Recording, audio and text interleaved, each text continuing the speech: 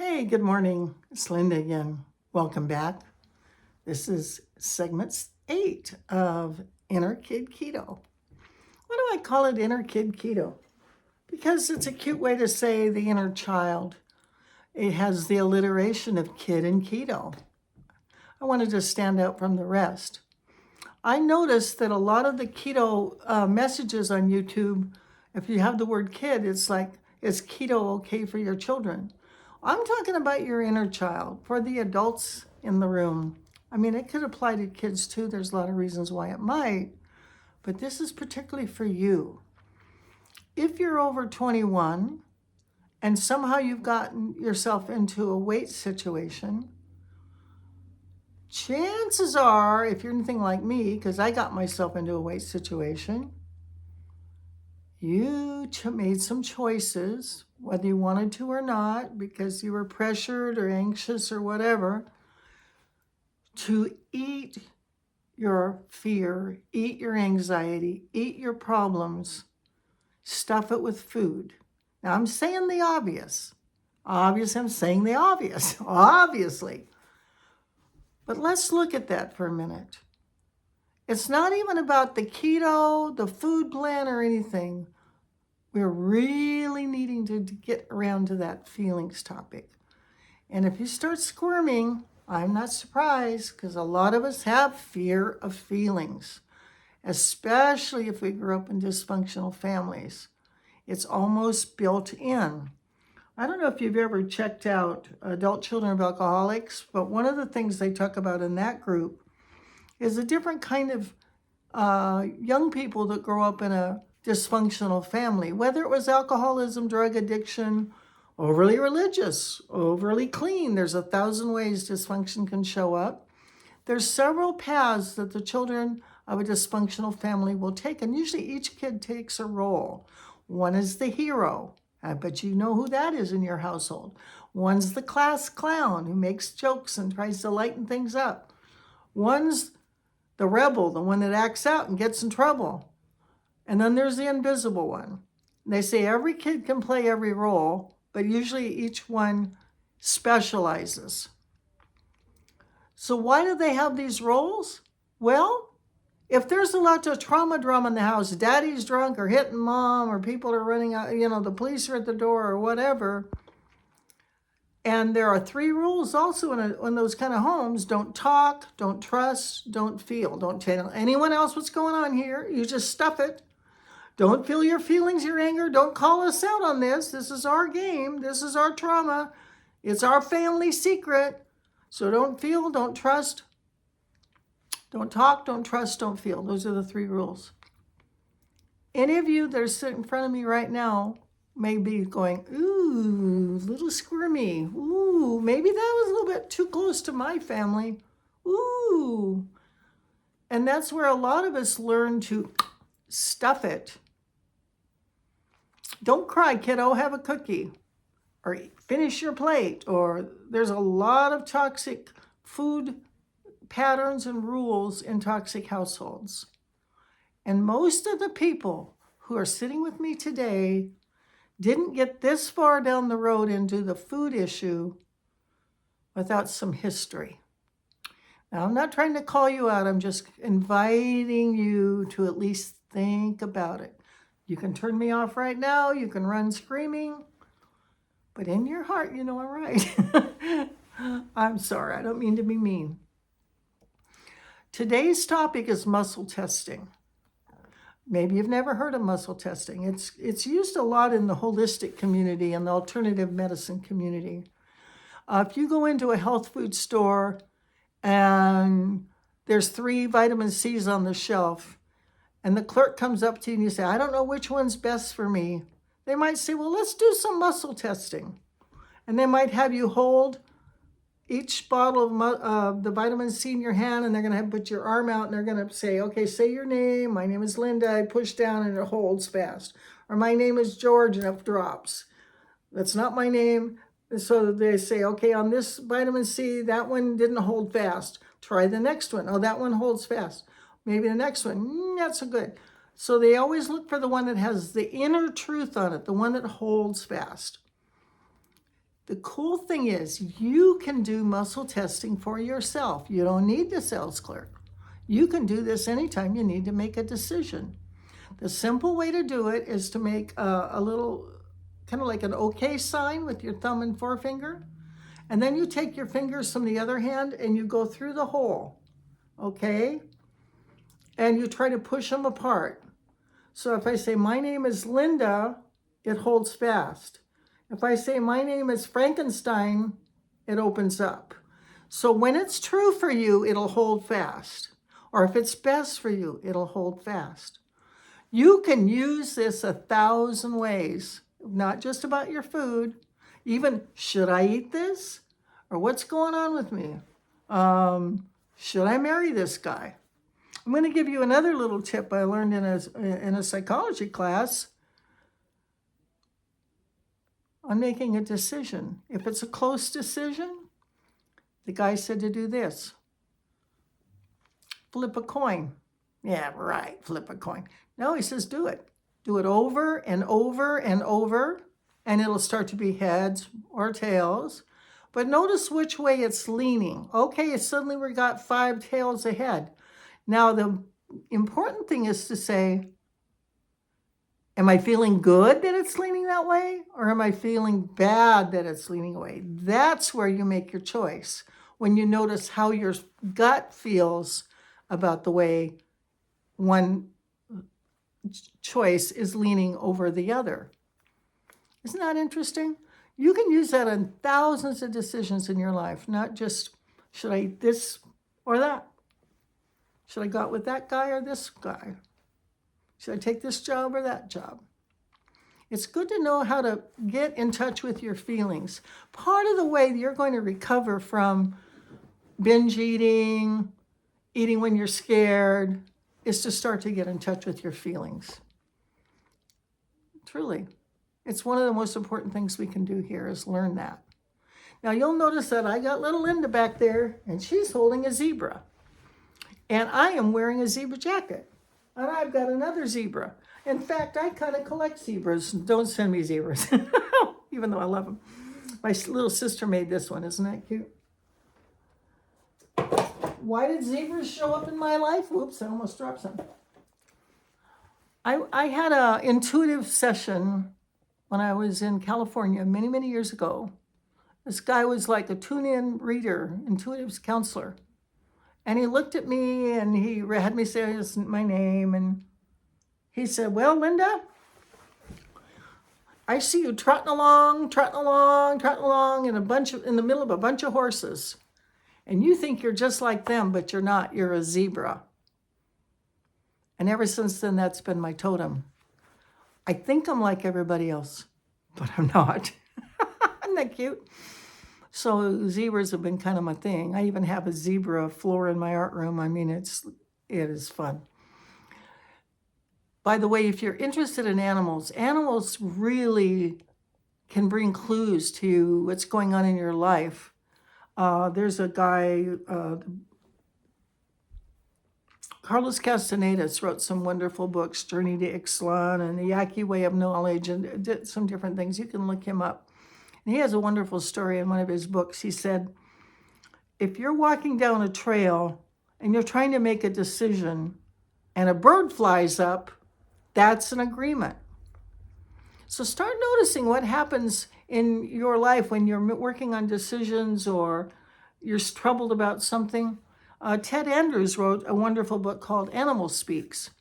And if I see, like we live out in the country, if I see a deer or if I see a dead skunk in the middle of the road, whatever, I'll go and look in my book and see what does it mean when there is that animal that's come across my path. So this is just kind of a little metaphysical sideline, but the more you have understanding, the more the universe is speaking to you, the more you feel your body, the easier things are going to be. You don't have to believe any of that, but it's kind of fun. All right, so why am I going to talk about muscle testing? Let's get into this.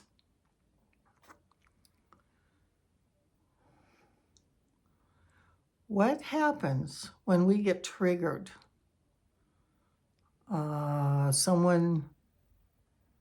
you overhear a rumor at work.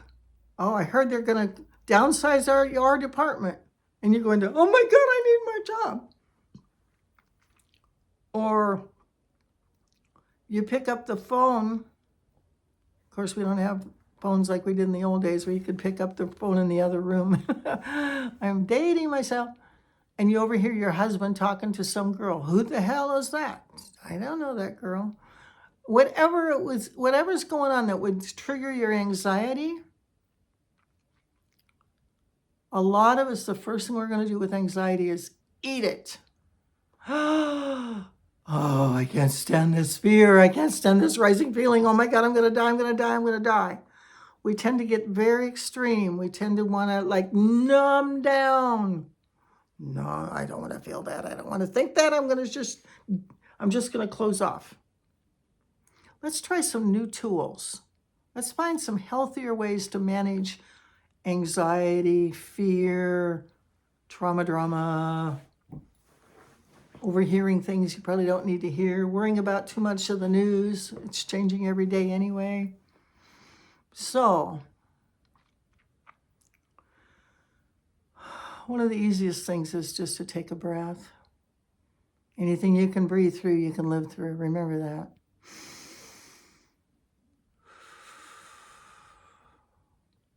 I'm a big proponent of meditation. If I need an answer, I meditate. I'm not one of those people that can sit around and contemplate my navel for 40 minutes every morning. That's not my style. I'm a little too restless. But if I need an answer, I just close my eyes, I breathe, I pray. Hey, God, give me an answer. And I'll get it. I know it comes up from inside, and I trust it, and I act on it. One time I was living in Mazatlan, Mexico. I'd lived there for about 3 years. And I had moved from a little Winnebago that I had been renting. And somebody actually just gave it to me. They just said, you can have it. It was pretty old. And I moved into a nice condo that my girlfriend owned. And one day, somebody knocked on the door. Mexican guy. He says, I want to buy your Winnebago. And I said, just a minute. And I went in the bedroom. I meditated for 5 minutes. I asked my higher self, my inner guides, my angels, what should I do? And they said, you'll never use it again. Ask him for $300 and he can take it right away. So I went out and I said, yes, you can buy it, $300. Like that, I sold that thing without a moment's hesitation because my inner voice said, do it. It was the right answer. I ended up living in another apartment that was really right for me. I would have never moved back there. It would have just been a hassle. And it was a gift for him. So I can tell you that I've made thousands of decisions doing something like that. When in doubt, don't. When in doubt, sleep on it. When in doubt, wait. But sometimes you're just going to have to know now. So how does that, I'm going to cycle back one more time to food. Maybe you're having one of those rough nights and you had a bad call or something triggered you, old feelings rose up, and you might just put that piece of cake or cookie or whatever on a plate and then, or just have it on the table and then muscle test. Should I eat this? Is it right for me to eat this? And you might get, well, maybe. The whole piece, one bite, throw it away, flush it down the toilet, put it on the back porch for an hour and see if you still want it. There are many ways to manage anxiety. I have a whole toolkit of things I do if I'm thinking right, not when I'm losing it, because we all have days when we just lose it, unfortunately. But I have a whole list of things to do when I'm upset, when I'm depressed, when I'm hurt. Call a friend, take a shower, play with my dog, get outside. Getting outside is usually very critical. Do something nice for someone.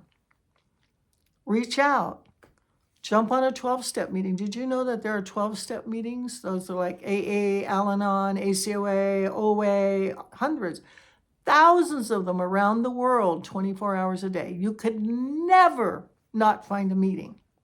They're online. You could just put adult children on on the search engine, and then the thing will open up, and then they'll say meetings, and you do the meeting list, and you go down to, and you can do the same thing with OA, and they'll have the date, the time, the Zoom account.